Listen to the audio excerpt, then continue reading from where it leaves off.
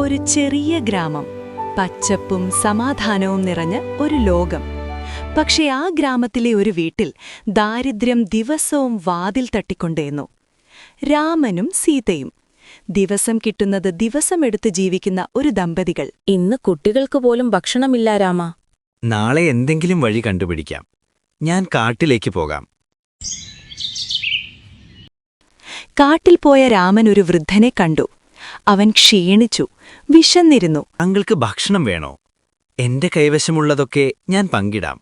അവന്റെ നല്ല മനസ്സിൽ സന്തോഷിച്ച വൃദ്ധൻ ഒരു ചക്ക കൊടുത്തു. ഇത് സാധാരണ ചക്കയല്ല, ശ്രദ്ധയോടെ ഉപയോഗിക്കൂ. സീത ചക്ക അരിഞ്ഞപ്പോൾ അവൾ അമ്പരന്നു. ചക്കയുടെ ഉള്ളിൽ സ്വർണം പോലെ തിളങ്ങുന്ന പഴം. രാമ, ഇതെന്താ ഇത്രയും വിചിത്രം? അവർ ആ പഴം കഴിച്ചു. അപ്പോൾ തന്നെ അത്ഭുതം സംഭവിച്ചു. പാത്രങ്ങൾ സ്വയം നിറഞ്ഞു.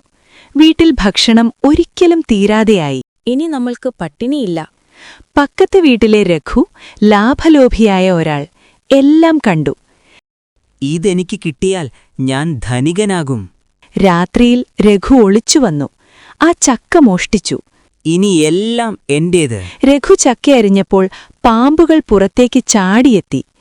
രക്ഷിക്കൂ, ഞാൻ തെറ്റു ചെയ്തു. ശബ്ദം കേട്ട് രാമനും സീതയും ഓടിവന്നു. ഭയപ്പെടേണ്ട, ഞങ്ങളുണ്ടല്ലോ. അവർ രഘുവിനെ രക്ഷിച്ചു. എനിക്ക് ക്ഷമിക്കണം, ഞാൻ തെറ്റു ചെയ്തു. പങ്കിടുന്നതിലാണ് യഥാർത്ഥ സന്തോഷം. ആ ദിവസം മുതൽ രഘു ഒരു നല്ല മനുഷ്യനായി മാറി. ഗ്രാമം മുഴുവൻ സന്തോഷം നിറഞ്ഞു.